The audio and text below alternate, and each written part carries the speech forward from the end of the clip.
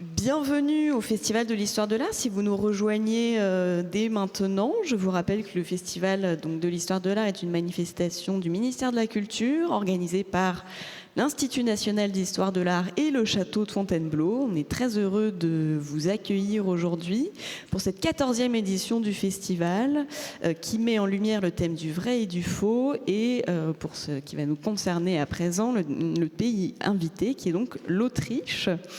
Et j'ai le grand plaisir aujourd'hui d'accueillir et de présenter Peter Scholz, qui est historien de l'art indépendant, qui vient tout juste d'ouvrir son activité en tant que conseiller en collection et marchand d'art. Il a notamment enseigné au sein de différentes universités, à Zurich, à Constance, avant de travailler pendant 10 années au sein d'institutions muséales.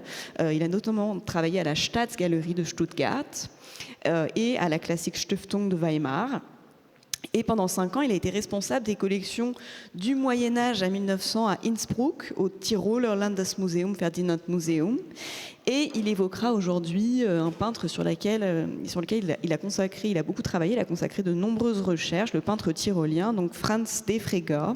Je vous laisse la parole et je prendrai avec plaisir vos questions à l'issue de la présentation. Merci beaucoup, bonne conférence.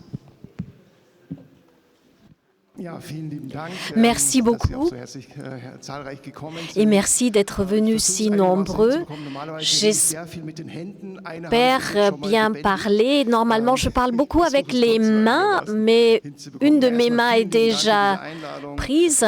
Merci pour votre invitation à pouvoir parler dans un espace pareil quand on pense aux auditoriums des universités en Allemagne et en Autriche. C'est le rêve absolu de parler ici. Merci aux organisateurs du festival que j'adore et on se demande pourquoi ça n'existe pas en Autriche et en Allemagne pour rassembler les différentes disciplines. Il y a la journée des historiens d'art, des universitaires, mais avec toutes les autres disciplines, c'est très, très rare. Il n'y a pas tellement de contact. Donc, maintenant, on va commencer. Voilà. Sous le thème « Défilé de Charles Quint » eut lieu à Munich le 19 février 1876 une fête costumée de l'association d'artistes munichoises Allodria qui retraçait l'entrée de l'empereur Charles Quint dans la métropole de l'Isère en 1530. L'événement fut documenté par une série de photos des participants en costume de la Renaissance de l'atelier Franz Hanstengel. Cette fête qui réunissait les principaux artistes Munich, les personnalités importantes de toute l'Allemagne et les membres de la famille royale bavaroise fut inscrite par les chercheurs dans le contexte de la transition sociale, politique et économique après la fondation de l'Empire en 1871 et interprétée comme une articulation d'une construction d'identité nationale. Il est intéressant que Franz von Defregger joue le rôle d'Albrecht Dürer, le plus important artiste allemand de la Renaissance. Pourquoi précisément Defregger?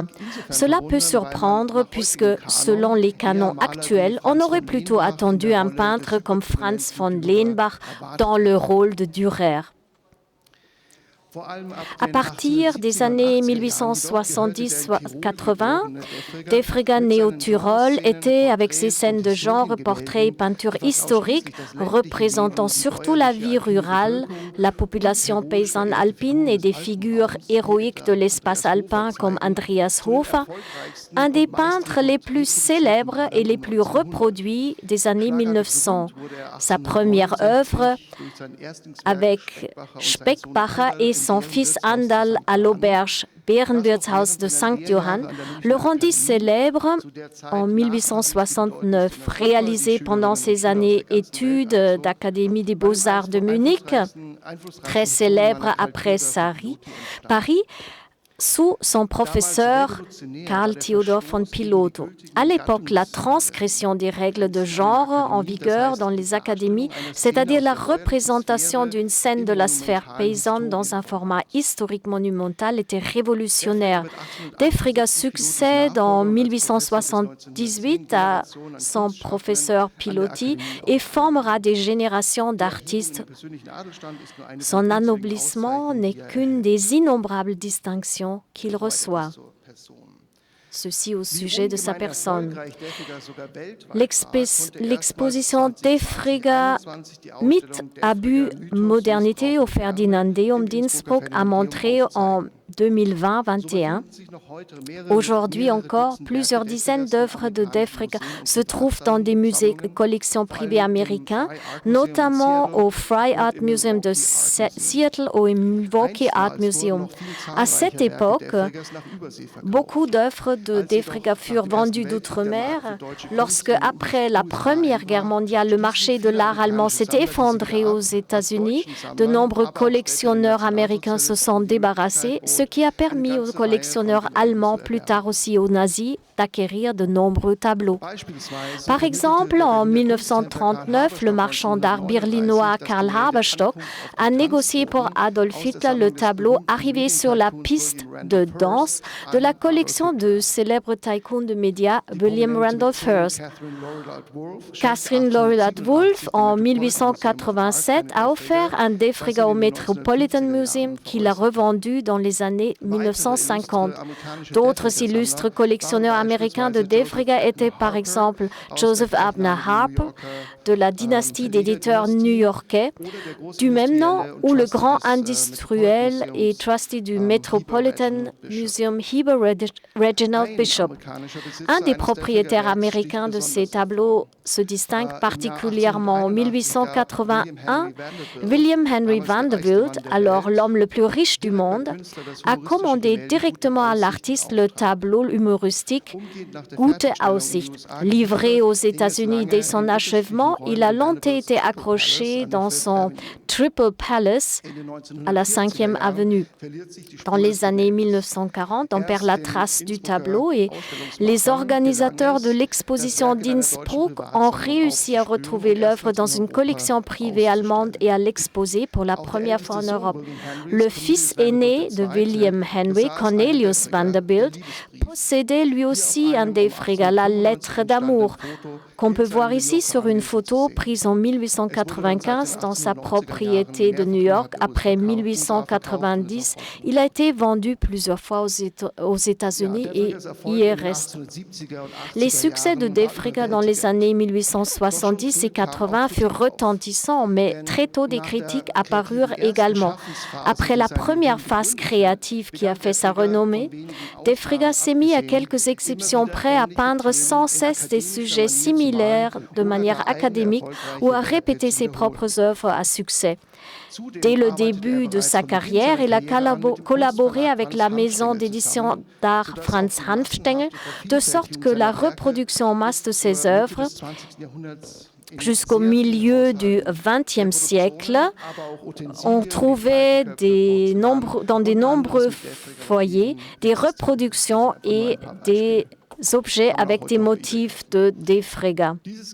Ce modèle commercial a valu à Defregger le reproche, notamment dans la littérature artistique tournée vers les avant-gardes, de s'adonner au populaire, c'est-à-dire à un art qui répond au goût du jour et qui est créé uniquement pour un public de masse. Des historiens de l'art plus favorables à l'art académique bourgeois comme Adolf Rosenberg se sont toutefois contentés d'un léger blâme, par exemple dans un numéro de la revue Die Grenzboten de 1900, et je cite, « Plus tard, la popularité des tableaux de Defregger est devenue plus une affaire de mode que de cœur. Chaque employé de la bourse berlinoise voulait avoir son vrai Defregger, et il est indéniable que l'artiste s'est laissé nonchalamment porté par la mode qu'il avait lancée. » Fin de citation. Et ça n'a pas tellement changé quand on a passé un certain temps au Tyrol. C'est toujours comme ça. Adalbert Svoboda demanda dès 1886 dans la revue Nord und Süd, je cite, que le brave maître sorte de la limitation de ses objets de représentation et élargisse son cercle des sujets, car le haut potentiel de son savoir-faire artistique devrait l'inciter à choisir dans le vaste domaine de l'histoire allemande des motifs picturaux sérieux, des choses qui purifient le sentiment national. L'artiste se posera-t-il lui-même la question s'il ne voudrait pas mieux représenter une Kriemhild au lieu d'une Mirl ou d'une Liesel, ou un sujet tiré d'un conte populaire allemand au lieu d'une réunion dans une cabane de montagne. Fin de citation. Malgré la performance artistique reconnue de Defregger, la critique porte ici sur la limitation de ses motifs. Svoboda dénonce un décalage entre le savoir-faire artistique et la qualité des sujets des genres. Cela montre l'hégémonie de la peinture d'historique académique comme genre le plus noble. Selon cette conception, le savoir-faire artistique devait être mis au service d'objectifs supérieurs. Sa proposition d'utiliser les sujets des contes populaires allemands s'apparente donc à un compromis entre le genre et l'histoire et exprime le souhait de mettre Defregger au service des tendances nationalistes. C'est vide, à bon escient. Passons maintenant aux tensions entre les différentes identités régionales. Tyrol, l'Autriche, là où Defregger devait ou voulait se positionner en la compréhension des auteurs non germanophones. J'esquisse un peu le contexte historique, sinon on ne comprend peut-être pas le contenu des tableaux. D'abord, le Tyrol et l'Autriche.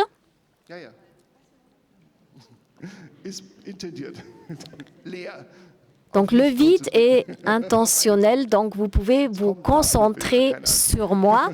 N'ayez pas peur, il y aura d'autres images. Donc, Tyrol et l'Autriche.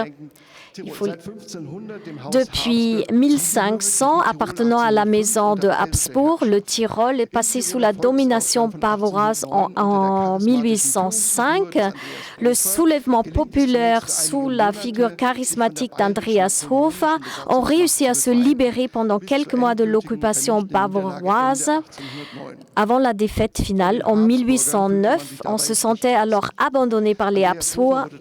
Andreas Hofer fut exécuté à Mantoue. Et puis la Bavière, là où Deger a travaillé, et l'Empire allemand. D'abord alliée à l'Autriche dans la guerre de 1800 contre la France, elle se rangea juste à temps du côté de Napoléon et fut récompensée par la création du royaume de Bavière. Le Tyrol passa sous la domination bavaroise. Les troupes napoléoniennes contribuèrent à la répression de la révolte populaire tyrolienne de 1809. Après la victoire de la Prusse et de ses alliés dans la guerre franco-allemande de 1890-11, Otto von Bismarck réussit en 1871 à fonder l'Empire allemand sous la direction de la Prusse dans la solution dite la Petite Allemagne sans l'Autriche. La Bavière reste un royaume, mais perd son importance politique et se fait payer royalement l'abondance de sa souveraineté totale. La maison royale et la population souffrent par la suite et jusqu'à aujourd'hui de fortes douleurs fantômes. Je sais de quoi je parle en tant que Bavarois. Donc les plus importantes citations sont ici sur l'image. C'est dans ce contexte historique et politique que Friedrich Pecht écrit en 1879 dans son ouvrage de synthèse Artiste allemand du XIXe siècle la description pittoresque de la vie paysanne et de la petite bourgeoise a atteint chez nous un degré d'excellence qu'elle n'a atteint nulle part ailleurs, à aucune époque et chez aucune nation, au point de devenir à proprement parler d'un trésor national. Sans aucun doute, ce phénomène qui n'apparaît qu'en Allemagne est étroitement lié au caractère national, car nous avons toujours été dans l'ensemble, dans les grandes lignes, un peuple de paysans. Fin de citation.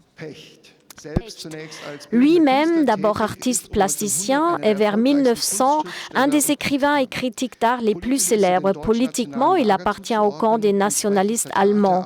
En tant qu'éditeur de la revue artistique populaire Die Kunst für alle, l'art pour tous, il défend dès 1886 une conception populaire et nationaliste de l'art. Dans un article pour la revue Die Gartenlaube, La Tonnelle de 1881, Pecht souligne, et je cite, « La peinture allemande actuelle est parvenue pas à pas à développer son caractère populaire à un tel degré comme aucun art d'aucune nation ne l'a plus atteint depuis la Renaissance. » Fin de citation.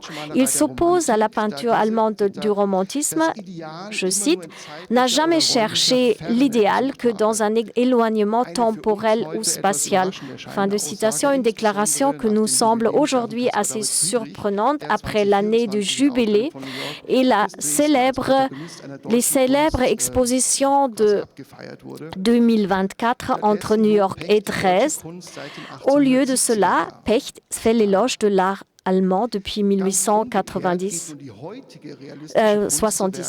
L'art réaliste d'aujourd'hui est tout à fait à l'opposé, intimement lié au formidable essor de notre peuple depuis 15 ans et plein de joie dans le présent. Il a avant tout un caractère tout à fait national. Son véritable idéal est la patrie, la vie de son peuple.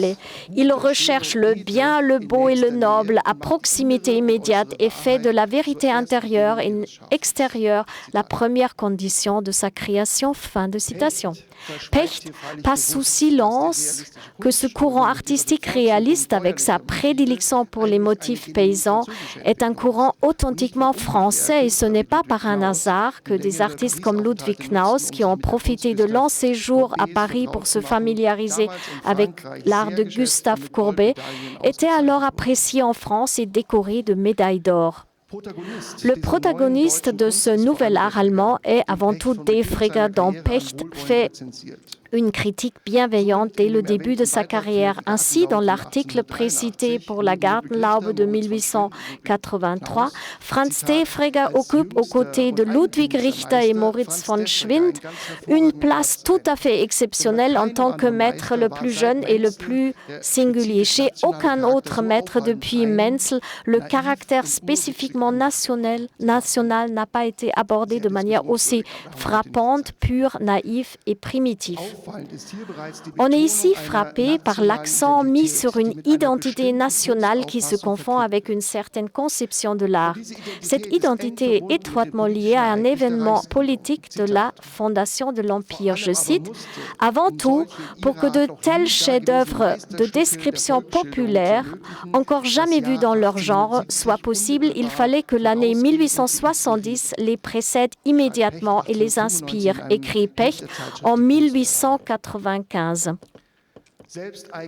Même des journalistes moins nationalistes, comme l'historien d'art Adolf Rosenberg, apprécié par les milieux de l'art académique de l'époque, soulignent cet aspect à propos de Defregger, par exemple, dans le numéro mentionné de la revue Die Grenzboten de 1900, et je cite, « Il a aussi eu la chance que la première apparition de ses premiers succès ait eu lieu à l'époque où les tribus allemandes s'étaient retrouvées pour la première fois depuis des siècles et où tous ceux qui pensaient, parlaient, chantaient et créaient en allemand étaient aussi compris dans toute l'Allemagne. Le Tyrol allemand en faisait partie au même titre que l'Autriche allemande. » Et plus loin, je cite, « Defregger suscitait déjà à l'époque, c'est-à-dire lors de l'exposition universelle de Vienne en 1873, le plus vif intérêt des Allemands du Nord, dont les cœurs tremblaient encore dans l'exaltation de la victoire brillante sur l'ennemi héréditaire et qui voyaient dans la lutte pour la liberté menée par les Tyroliens contre les Romans qui avaient rompu la paix un parallèle historique à leur acte les plus heureux. Chaque spectateur de ces tableaux sentait que le créateur était sous l'impression de la plus profonde émotion que les événements de 1870 et 11 avaient suscité chez tous les membres et de toutes les tribus allemandes. L'importance de la fondation de l'Empire pour l'art des années suivantes apparaît ici clairement. Mais Defregger se positionne croit-il vraiment dans ses œuvres? Et ses œuvres sont déterminantes car il ne s'est jamais prononcé sur des questions politiques ou historiques.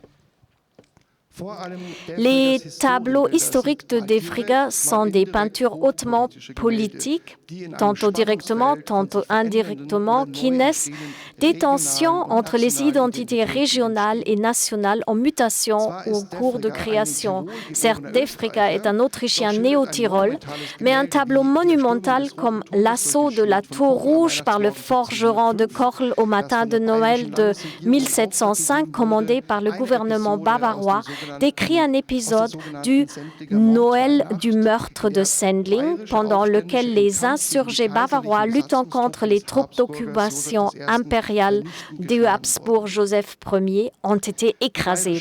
La population et la politique bavaroise, sans parler du roi Louis II, sont tiraillés à partir des années 1870, pendant lesquelles sont réalisées les premières peintures historiques importantes de Defregger, entre un sentiment nationaliste allemand de plus en plus marqué et le rejet de l'Empire allemand dominé par la Prusse en raison de la perte de la souveraineté absolue après 1871.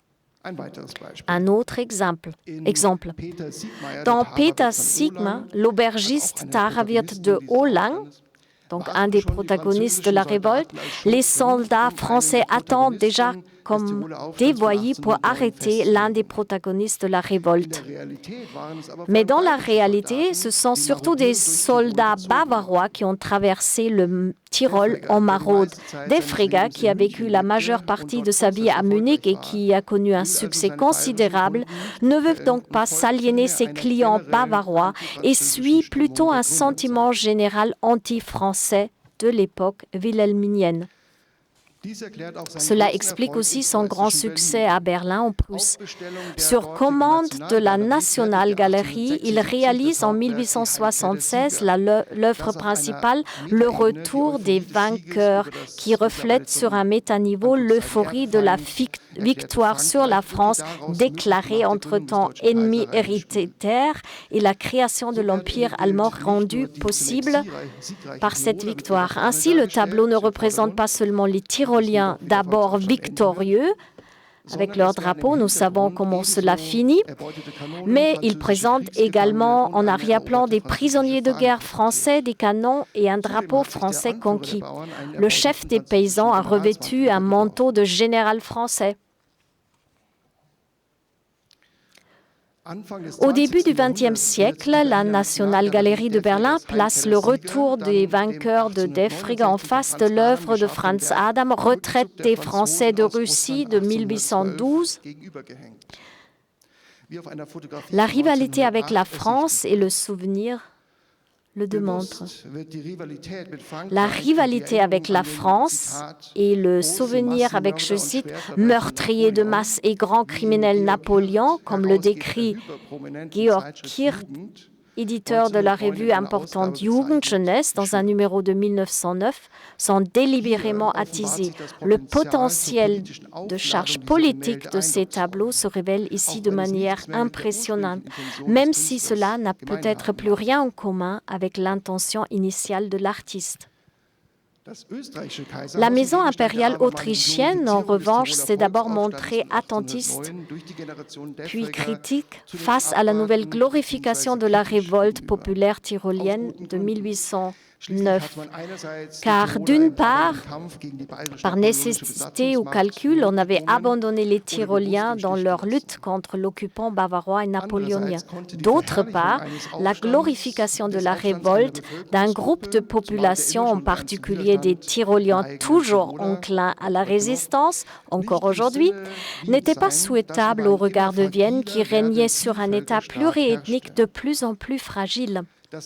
L'œuvre d'Andreas Hofer dans le château d'Innsbruck, qui thématise la reconnaissance des mérites de Hofer par la remise de cadeaux, témoigne de la tentative assez maladroite d'interpréter son rôle de manière plus positive, puisqu'elle montre un courtisan impérial, presque caricatural, au milieu des paysans tyroliens. En revanche, des œuvres telles que Le Vacancier, qui représente un soldat de l'armée impériale habsbourgeoise en uniforme en visite chez sa famille tyrolienne, sont plus subtiles. La maison impériale autrichienne cherchait donc à s'approprier le mythe d'Andreas Hofer, redevenu populaire. Vers 1900, une image du Tyrol marquée par l'arrivée massive du tourisme s'était déjà développée à Vienne. Des affiches comme Tyrol à Vienne, qui montrent avec des motifs de Defriga des Tyroliens provinciaux tels qu'on les représentait dans les spectacles populaires de l'époque, sont des exemples comment commercialiser des divertissements populaires métropolitains. On attribue toujours aujourd'hui aux Viennois une certaine arrogance vis-à-vis d'autres régions. Ce n'est pas vrai. Mais cette affiche m'a beaucoup plu dans ce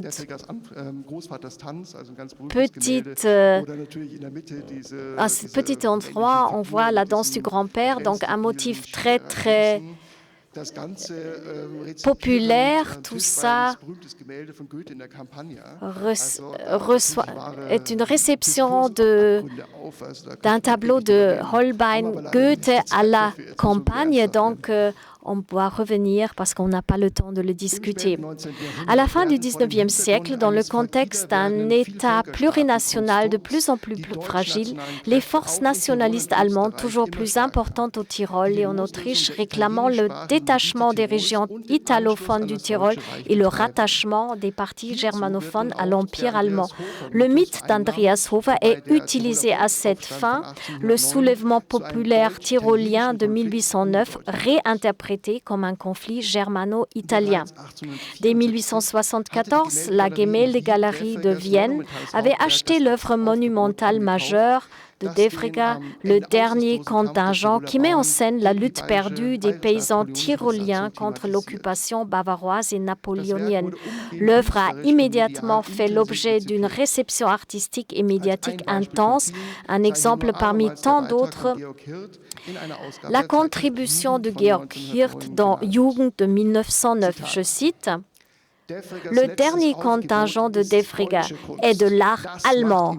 Aucun Français, aucun Italien ne l'imite. Ou alors, oui, il y en a peut-être un qui l'imite, mais on ne le croit pas.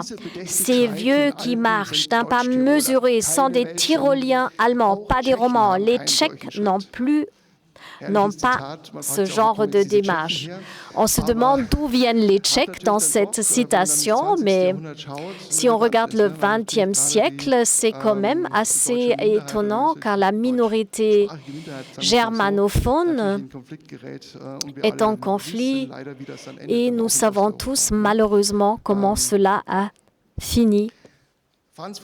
Franz von Defriga était décrit de son vivant comme un artiste totalement apolitique qui ne s'est effectivement jamais exprimé politiquement. Même avec ses œuvres, il ne s'est jamais positionné trop clairement dans les tensions des identités régionales et nationales afin de ne pas froisser ou de perdre sa clientèle. Mais c'est dans ses peintures historiques que l'artiste se montre tout à fait conforme aux diverses forces conservatrices régionales ou nationales, de sorte qu'il a consciemment ou inconsciemment favorisé leur objectif. Même si la réception posthume abusive de ces tableaux par les national-socialistes des décennies plus tard ne peut pas lui être imputée, ces scènes historiques véhiculent un potentiel d'interprétation qui, par la glorification pleine de pathos du combat d'Andreas Hofer et du mouvement de libération de Tyrol de 1809, a permis des mises en parallèle avec la rhétorique et la symbolique nazie. Une œuvre comme Le Dernier Contingent, qui a été diffusé des centaines de milliers de fois par le biais de la reproduction graphique, rappelle fatalement les appels d'Adolf Hitler, les dernières heures de la Seconde Guerre mondiale où le combat était devenu totalement vain. Defregger est devenu le peintre préféré d'Adolf Hitler à titre posthume. Ce dernier fit accrocher le tableau de Defregger des guerres de libération qui traite du sacrifice que les familles des combattants de la lutte pour la liberté du Tyrol et qui est une réception de Pala Baglione de Raphaël a été accroché dans le cabinet de travail de Hitler dans le Führerbau. Les photographies de Heinrich Hoffmann ont permis à un large public d'en prendre connaissance. Birgit Schwarz, qui se trouve dans le public, écrit dans le catalogue de l'exposition de 2020-21, je cite, « De même que la lutte pour la liberté du Tyrol a été stylisée dans la conception de l'histoire du national-socialisme comme la Première Guerre mondiale populaire allemande de l'histoire moderne, la mort sacrificielle dans les luttes devient une préfiguration de la mort sacrificielle dans le soulèvement populaire national-socialiste, plus précisément dans le putsch hitlérien de 1923, et qui, comme le soulèvement tyrolien, avait tragiquement échoué. Dans l'entrée du Berghof à Berchtesgaden, Hitler fait placer une œuvre de Defregger, une étude sur la dernière mission d'Andreas Hofer. Birgit Schwarz y voit à nouveau un excellent exemple de l'interprétation de Hofer comme précurseur de Hitler. Friedrich Pecht avait déjà vu dans cette image un exemple de bonne qualité de leader. Mais à la différence de Hofer, qui fut exécuté publiquement à Mantoue, Hitler, comme on le sait, échappa à la justice en se suicidant dans une petite chambre humide d'un bunker. Aucune trace donc de la mort sacrificielle prétendument héroïque qu'il avait exigé de la population. Il ressort d'un compte-rendu de conversation de la Wolfschanze de 1943 qu'Hitler était très fier d'avoir déjà rassemblé autant d'œuvres de Defregger, 40 au total, afin de pouvoir en équiper une pièce principale et des cabinets annexes dans le soi-disant musée du Führer prévu de Linz. Donc, demain, Birgit Schwarz vous parlera de ce sujet. Allez-y, je vous le recommande. D'autres national-socialistes de premier plan suivirent son exemple dans cette activité de collection et de pillage. À côté des scènes historiques, les sujets inoffensifs de sa peinture, comme les portraits, les paysans, les paysages, faisaient partie de l'idéal artistique de Nazi. Encore une fois, la réception abusive de ses œuvres longtemps après sa mort n'est pas imputable à Franz von Defregger. D'autres artistes ont également fait l'objet d'une collecte posthume, comme Wilhelm Leibl, qui a été déjà critiqué dès 1900 pour son orientation vers le réalisme français et sa manière de peindre comme l'ennemi héréditaire. Mais à cette époque, la fondation de l'Allemagne, cela signifiait un exercice d'équilibre entre ses propres références artistiques et le service d'un public. Et ce refus de se positionner à un autre niveau chez Defregger, on le voit aussi pour la première fois dans l'exposition de 2020.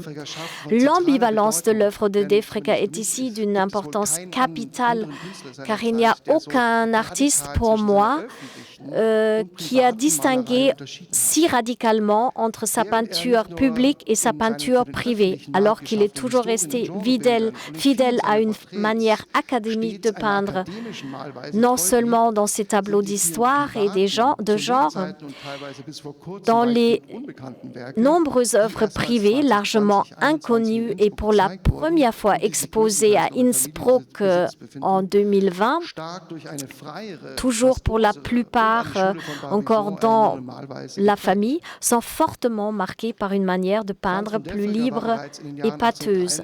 Franz von Defregger avait déjà effectué un long séjour d'études à Paris entre 1863 et 1865, où il a vu les travaux de Courbet et de l'école de Barbizon. Les quelques œuvres de cette période parisienne, surtout des dessins et des petits panneaux de bois qu'il vendait selon ses propres dires pour 30 à 40 francs, afin de garder la tête hors de l'eau, sont effectivement assez français dans leurs motifs et leurs factures.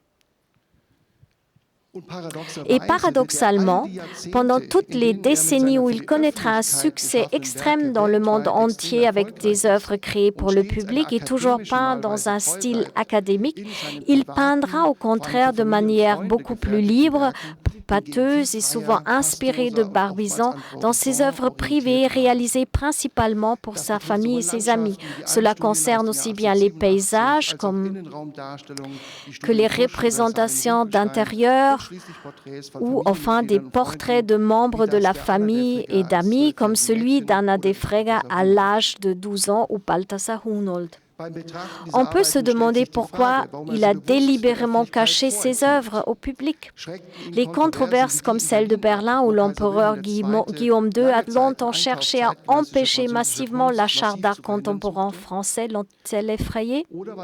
Ou bien était de Frega tout simplement pas prêt à l'époque de la fondation de l'Allemagne marquée par la conscience nationale et un nationalisme de plus en plus fort à mettre en péril son modèle commercial extrêmement prospère par un penchant secret pour le style français hostile? Nous ne le saurons jamais, mais il montre comment des peintres comme Franz von de Frega ont dû se positionner d'une manière ou d'une autre dans le contexte des constructions identitaires régionales et nationales, ou comment ils ont dû dissimuler leur position pour réussir à l'époque wilhelminienne de plus en plus marquée par un nationalisme agressif. Le nationalisme de plus en plus marqué dans de nombreux pays européens vers 1900 a finalement conduit à la catastrophe de la Première Guerre mondiale. Bien des phénomènes d'aujourd'hui rappellent, en tout cas pour moi, fatalement l'époque autour de 1900. Les tendances à la renationalisation dans toute l'Europe et dans le monde entier, dans le cadre desquels les partis à tendance nationale s'unissent, utilisant d'ailleurs souvent la rhétorique imagée du XIXe siècle, ne retiennent pas compte d'une chose. L'Autriche d'abord, l'Allemagne d'abord, l'Italie d'abord, la Pologne d'abord, la Hongrie d'abord, la France d'abord, America First. Cela signifie qu'à un moment, il ne peut plus y avoir d'union entre les nations qui se placent elles-mêmes à la première et unique place. Peut-être que les années de 1900 devraient nous servir de leçon. Merci beaucoup.